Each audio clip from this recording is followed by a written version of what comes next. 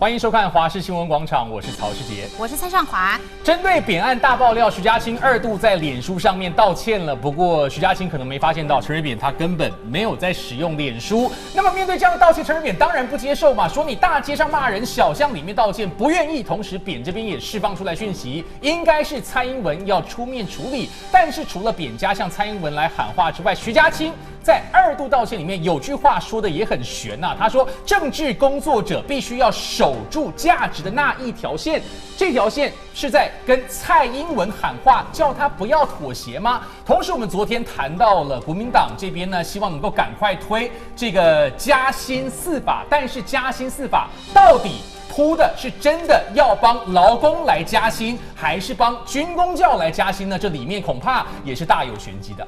是的，我们今天节目也请到了许多来宾，跟我们一起来做探讨。马上为您来介绍国民党立委吴育仁，主持人好，大家好；资深媒体人杨文嘉，大家好；文大国际所教授邱毅，主持人好，大家好；资深媒体人王时齐，大家好；资深媒体人张友华，大家好；政治观察家张明佑，主持人大家好。好，一开始先来看到徐嘉清针对这个扁案啊，他2度在脸书上面道歉，但是陈水扁不接受。怎么办？我们可以看到徐嘉清他昨天在脸书上面道歉，但是陈水扁他怎么来做回应呢？马上来看到陈水扁他说：“你徐嘉清在演讲当中说我收了政治现金，收了好几十亿，但是你现在在脸书上跟我道歉，是不是简直在大街上面骂人？可是小巷里头道歉呢？”那么陈水扁当然不接受。对此，我们也可以发现，其实徐嘉清他的说法也是蛮巧妙的哦，因为他的脸书上先是道歉了之后，但是短短不到24小时，又再 po 了一篇文章。这篇文章里头就写到，政治工作者应该要守住价值的那条线。这句话看似在对陈水扁说，不过好像也是适用在蔡英文的身上，因为我们可以注意到，现在蔡英文已经跟徐嘉清做切割了。但是蔡英文真的有办法跟陈水扁来做完美的切割吗？现在党内出现了2派的声音，像是蔡黄郎，他就说你蔡英文要选2016，那么你当然要去探望陈水扁，而且要跟他说清楚，要维持党内的和谐。不过，如果蔡英文真的去探望陈水扁的话，是不是又可能再度让他自己跟陈水扁挂钩在一起呢？另外，我们可以看到，民进党发言人郑运鹏这边是说，蔡英文暂时没有规划要去探望陈水扁。但是如果蔡英文你不去的话，是不是感觉上民进党里头的内斗越来越明显，没有办法团结在一起？好的事情，我们可以注意到，现在蔡英文遇到了这个问题，他等于说是在一个政治的风暴里头，该怎么来拆解这个政治炸弹？我觉得当然是两难啦，就是说对于绿的支持者来说，挺扁的当然还是有一股力量，也不能忽视。那其实我觉得陈水扁的这一个支持者的系统，譬如像陈昭姿啦这些他的那个医疗小组的成员，其实他们最近这几天的确是话讲的蛮难听的，就炮口都对着蔡英文。但事实上我觉得那个真实的状况应该是这样讲，就是说蔡英文从头到尾也都没有也没有在大家面前跟陈水扁做切割，就是他也没有办法切割，因为他就是民进党的主席，他就是民进党的前主席，他就是民进党籍的总统。说这种东西要怎么切割呢？那他有没有试图救扁？其实，在这么多年的过程当中，我举2个小故事，就是说有一天陈水扁在他的不是陈水扁，蔡英文在他的办公室，他刚好开完会，走出来的时候刚好看到了一个记者，苹果日报的记者，他就跟着记者多聊2句，然后结果在聊天的时候，他就跟着记者说，我跟你说，其实这2天有外国人去监狱探扁，那外国人就是什么人权工作者之类的，然后他们希望看看台湾的前元首在牢里面的那个处境，然后呢，因为这个是消息，狱方不可能公开嘛，然后所以蔡英文就主动告诉了那个蔡英文，然后他的意思是希望说，能不能够借由这样子新闻媒体的披露，然后也让陈水扁在狱中的人权这件事情可以见诸报端，然后等于也在救扁。第2个例子是说，这些年来，其实他曾经也找过王金平讨论陈水扁，当时他还在牢里头，有讨论说是不是能够让他有好一点的环境，或者是说让他可以有就像软禁一样那样子的方式把他给救出来。也就是说，蔡英文有没有在救扁？其实他是有的，他只是没有敲锣打鼓、大张旗鼓的说：“嘿，各位，我们来救扁。”因为那样大张旗鼓、敲锣打鼓的，其实反而是救不了扁的。是。那所以现在这种状况我会觉得大家就绿的支持者来说，其实情绪都还在。很多人就觉得说啊，明明现在火在对岸烧，在烧国民党，你是为什么要把火引到自己身上，然后反而整个绿的，左边吵右边吵，两边的人都不会满意。那我觉得现在这种状况，蔡英文应该怎么处理呢？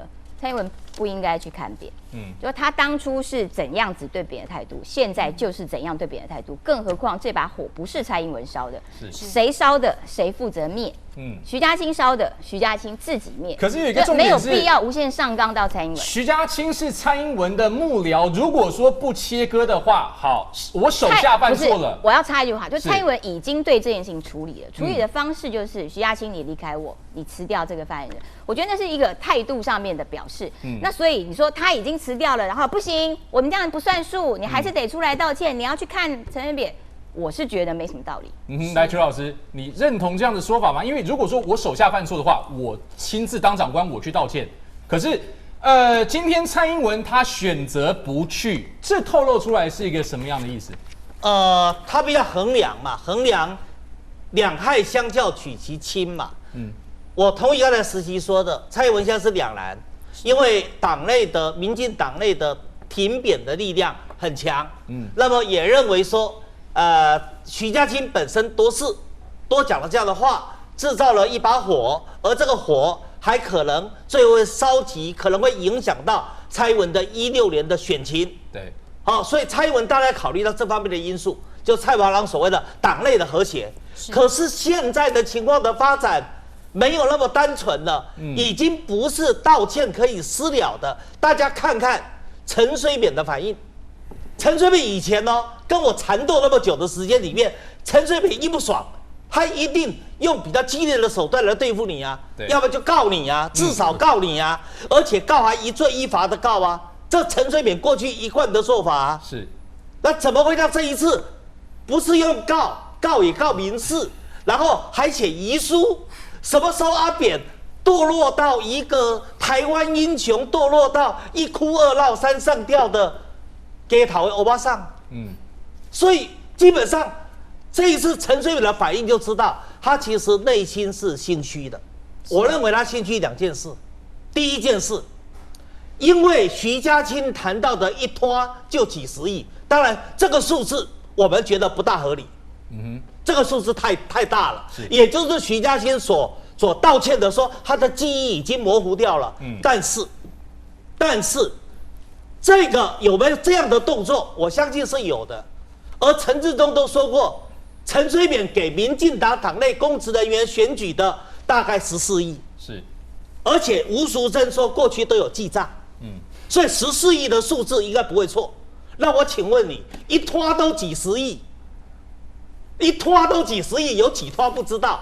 对，然后给了民进党选公职14亿，那代表陈水扁暗干了多少钱？陈水扁当然紧张啊，他需要党内同志支持啊，他才不会再被抓到监狱中啊。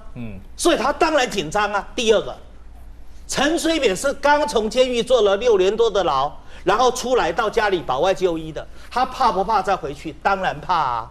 那现在特侦组要调查了，社会的舆论压力也要求调查了。那调查出来的时候，当然有可能啊。我们很多人觉得，哎呀，这是陈年旧案，不大可能旧案新炒啦，查不出来的。可是就当事人来讲，他会紧张啊，万一怎么办？万一被查出什么东西，那就再回去啦。好，所以在这种情况之下，陈水扁的反应就不同于他过往的反应。这个案子现在不可能让徐嘉清的道歉可以私了了。特侦组开始调查以后，第一个。徐嘉清一定要去接受特侦组的侦讯呐，对，那特侦组也不能高高举起、轻轻放下啊，因为前面有个马英九的现金案呐，至少要跟马英九现金案一样规格的办理啊。好，那徐嘉清要谈几个事情，第一个，总统府参议是谁，他要不要讲？第二个，你所告诉你这个消息的那个营造商或建商是谁？是，要不要讲？要啊。第三个，你点了2个人，邱富生跟潘俊龙，是，还有你所知道的营造商到底是谁？要不要讲啊？当然要啊。好，这一讲的话，那就有了藤了，有了藤就可能顺藤摸瓜。所以就有可能最后搞出一些东西出来嘛。所以这个案子你认为还能够私了吗？我认为这个案子私了的可能性几乎是零。感觉起来这里面是大有玄机啦。那如果是要刚刚老师讲到的，就是扁家这边应该是有点心虚了。来，文家，可是重点是陈致中现在可是紧抓着这个痛脚不放哦，而且应该是要对着徐家清打。但是陈致中说什么？陈致中说，你徐家清不可能只是因为一时的记忆不清嘛，他只差没有把这个你徐家清是不是受人指使的这样的一番话说出来，他炮是对着蔡英文在打的，怎么会这样？没错，我想陈致中因为要参选区域立委的选举，他的那个小邪恶的脑袋，很自然的会把它推演成这是民进党里面提名的派系斗争。他认为特定的派系、特定的政治人物、特定的政治力量在排挤他这个受难者的遗孤，这是他这个政治语言背后的什么情绪定位？是我倒是想要提醒陈前总统啊，你指控徐家清在大街爆料，那我也要提醒你，你过去也做过类似这样子的事情。譬如说，这是过去的报纸也登载了啊，总统控诉总统，现任的陈前总统控诉卸任的李前总统，你洗钱新台币16亿，是，你也控诉过别人，你的证据呢？你的相关的客观论述是什么呢？同样，我再提醒一下扁家的所有成员，有图有证据。是，这是当时候的一周刊，吴淑珍前总统夫人，她自己的呈报状说哪些人捐钱给她，一周刊帮她整理，把人物跟图像对照一下。是，这里面当然包含几位建筑业的巨擘，是林龙山董事长等等，还包括其他科技业等等。里面还有一些很有趣的对话，说连那个最不想塞钱的徐旭东都来塞了5000万，哎呀，真的是功德圆满。最不想塞钱的人看到你都塞钱给你。我觉得扁家在这件事情上面应该多一些反省，少一些指责。徐家清发言人因为发言的不够周延，他要负他的政治跟行政责任，对，无可厚非。是，但是在道德政治的层面上面，陈总统，你有什么权利指三骂四的？所以我更要强调一次，是陈总统，你坐在轮椅上面，你想想。民进党的青年政治，早就被你打成拿着拐杖不良于行了。所以现在就是来看民进党要怎么来灭这把火嘛。感觉起来蔡英文是想要冷处理扁家的这一块，他不去看，那么尽量避免上挂钩。但是今天谢长廷也在脸书上面讲话了。谢长廷说什么？徐家清爆了料，特侦组分了案，媒体扩大渲染，国民党当然不会放过这个机会反扑嘛。其实扁维拉向来都是国民党利用的一个素材，但是现在没有想到民进党你们自己也爆出来了。也许民进党终需对阿扁的功过比例正式定调，才能够彻底的厘清立场。换句话说，之前很多人讲蔡英文在选2016最后一里路不太好走，来民友，所以现在也多了陈水扁在最后一里路上的这一座大山吗？其实我觉得这个事情从过去民进党他每次遇到初选都会发生这种状况。民进党的派系就是上高浮调来搭牛尾啦，插到到尾呼呼的都无代志啊。因为这是每一次初选你都可以发现的一个轨迹啦。那大家吵完就没事了。所以我认为说，大家在讨论陈水扁的案子的时候，我不谈了啦，因为这已经成年旧案。可是从徐家清的发言到现在，我们特侦组把它用为查制案，那我认为说应该提出更有力的证据嘛。是。那我觉得徐发言人应该提出更有力的证据，反而是我反观蔡英文主席他整个处理态度上，我认为可以更贴切一点，更符合期待一点。而不是请郑运鹏在晚间出来说徐家清已经请辞发言人了，所以不对外评论。我认为这不是一个好的处理态度。是。那我也认为说谢长廷他认为说要定调扁案，我认为这是好事啊。对。为什么？因为过去陈水扁总统、陈前总统很多的执政的历史，其实民进党是没把它纳入的。是包括在回顾的影片里面，大家不要忘记，小英主席刚上任那个回顾影片，并没有将陈总统的影像列入，那也引发社会一遍的挞伐，说，你怎么就把它放了？是，所以我认为说扁案在民进党的态度是相当暧昧的，是。所以我还是昨天的言论，你要面对扁案才能迎向阳光，而且至少我认为说陈总统在处理这件事情上面，我下午看了陈致中的脸书啦我去翻了一下，他说握起拳头很好，但只有一个人之力，把双手张开吧，牵手的力量更强大。所以可以看得出来，陈总统已经在这件事情上否定了，早上可能发布他北送，可是下午他也认为说，还是要以民进党的胜选为考量，给蔡英文主席一个台阶下。所以我认为说，牛雕来搭牛母的这个传统终究会终止，至少说在未来的选战里面，它提早发酵了嘛。是，过去民进党每次都是这样子嘛，年初发酵，年尾就和了啦。对，所以我认为说我还是客观其成。所以现在民进党这边也是要玩这个家和万事兴、大团结的戏码嘛。但是友华，现在司法就是不容许你有这样的空间。你过去民进党可以暧昧，但是问题是你蔡英文要选明年的总统哦，你还能暧昧下去吗？我是劝蔡主席好好处理陈前总统的一些问题。你毕竟你切割不了，你就要面对。当你面对的时候，你就必须要有取舍。我现在告诉各位，的的确确，蔡英文是没有拿过陈前总统的钱，徐家清也没有，但是苏贞昌的800万的确是有。那谢长廷跟苏贞昌在扁案发生后没有多久，当陈信宇讲你们哪一个人没有拿我家的钱的时候，各位，谢长廷跟苏贞昌去看陈前总统说，以总统的高度你不能讲这种话。好，今天呢我讲，他说今天徐家清讲总统府参议，那个人姓郭嘛，我们在座的邱毅、王思琪跟我至少都认识，新闻界出身，曾经在自由日报任职，然后他是专门帮陈水扁处理这些事。就私底下我们不知道听了多少，他一个什么黄埔大背包背的钱都是现钞，一个一个捐赠。沈富雄也提到过他嘛，那个人姓郭嘛，讲得够清楚了吧？那蔡英文至少你把郭找过来问一问，是不是那有这回事？是，就对不对？因为他专门帮陈水扁处理类似的事情，我们现在因为扁案发生那么久，大家都把这个人都给忘了。那名字我相信邱毅已经知道了哈，我们都在电视上面已经讲过了。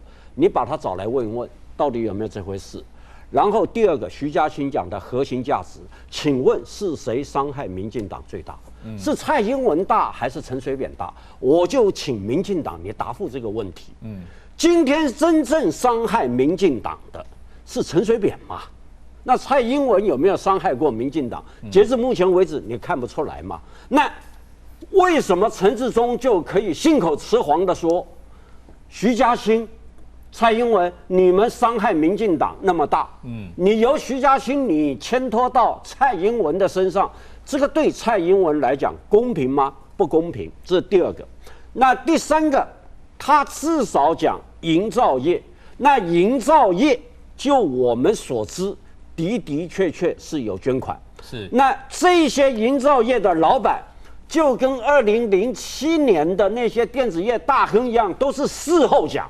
是那事后讲的时候，特侦组要不要查？当然也要查，不见得是文家刚刚讲的一周刊上面的一些人物嘛，另外一团，那个是另外一团嘛。那换句话说，这种事情，马英九总统他有这个力。那陈前总统的力难道不该查吗？你民进党难道不应该自清吗？那我相信徐家清讲的人，每个人都还活在这个世上哦，没有死无对证哦。既然都还活着，那你蔡英文就应该透过关系，就说你找来问到底怎么一回事。有的话，那当然。徐家清除了你要持民进党的发言人以外，不分区我绝对不提名。你蔡英文你要表达这个立场，如果让你说错话，我就用这种方式惩罚你，而不像蔡英文现在他很隐晦的你先辞发言人，那我想请问，万一民进党不分区，或者大安文山区他要提名那徐嘉欣他要出来怎么办？那是不是又要吵个一次？是。那徐嘉欣他所坚持的一个核心的理念，就是说徐嘉欣私底下他也讲。以后民进党批评国民党的正当性都没有了，为了什么事？官二代的事情啊。那现在都是这些官二代一下子层级拉高到我要选那个立委，请问你们对民进党那有什么贡献？街头运动没有参加过一次，对。然后你们也那个从来没有为民进党贡献过，你凭什么占据高位？所以有可能是因为党内初选，像刚刚明佑这边讲的嘛，所以。党内炮火四射，但是吴委员，徐嘉青在第2次的这个脸书发文里面，我们刚提到的，他说要守住价值的那一条线，要守住什么价值？这番话是讲给蔡英文听的吗？对，没错，我这个非常欣赏这个徐嘉欣啊，他写的这个全文我全部把它看过啊，是守住价值一条线，没错。为什么我这到底为什么会爆发这个东西出来？我不认为徐嘉欣刻意要爆贬收建商钱，主题是这样，我不认为是这样。我认为这里头是来凸显出来蔡英文主席跟阿扁之间的一些进退维谷的问题，是爱恨情仇的问题。我必须要说这个东西也不是徐嘉欣自己报的，是一个姓厉的，就把它贴上这个 YouTube。然后大家下载，姓李吧 ，Robert Lee 还是什么？对那么这个也是后来才知道说一个也是绿营的人士来贴的啊。对。好，那这里头呢，他讲的是民进党与公民运动嘛，他讲的我觉得他讲的很好，但是他没有要说阿扁的事情，大家坦白讲，过去的事情他很多啦，对，再报一件，事实上也没什么啦，对不对？那接下来就是说，因为他报了之后，大家提到他现在是公诉罪嘛，公诉嘛，所以北检这边要去查嘛，那到底是说参立到底是谁100万要去追，这个是司法问题。我要讲的是一个矛盾的问题。第一个，我觉得他说他政治不正确，我觉得他这个是一个爆料者，他具有政治正确性，理由在哪里呢？第一个，他要来帮蔡英文切割阿扁，理由很简单了，阿扁已经出来了，他可以打电话，他可以找人，他可以约见人，是，所以呢，大家很害怕说阿扁在这个大选里面对于小英出什么样的主意？是阿扁小英对于中国的问题、中国大陆问题提出什么样的这个想法，跟阿扁如果有不同，他会怎么样做法？这跟阿扁要让阿扁知道，对，过去的事情我们知道很多，我们随时可以再报，这是第一个。第二个，切割一边一国连线，是一边一国连线呢是属于陈致中这一边的连线，他参与初选的那一区，包括我立法院的同仁林国正，还有陈致中，还有2个人，一个是局系的，一个是谢系的，陈致中本人是一边一国连线的，那就像很多前辈在讲的，他在徐嘉欣讲的是民进党与公民运动嘛，大家会来检视到底陈致中先生你在一边一国连线挺你过去的种种作为到底是不是够格？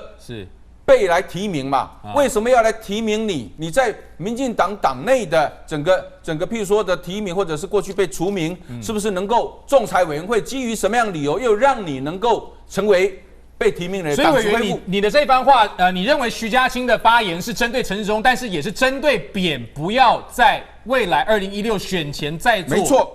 给他有一点这个吓阻的效果。所以说现在蔡英文到底要怎么处理嘛？感觉是要冷处理，但是我们稍后来看一段影片，扁这一边是紧咬着蔡不放哦，这下尴尬了。休息一下，马上回来。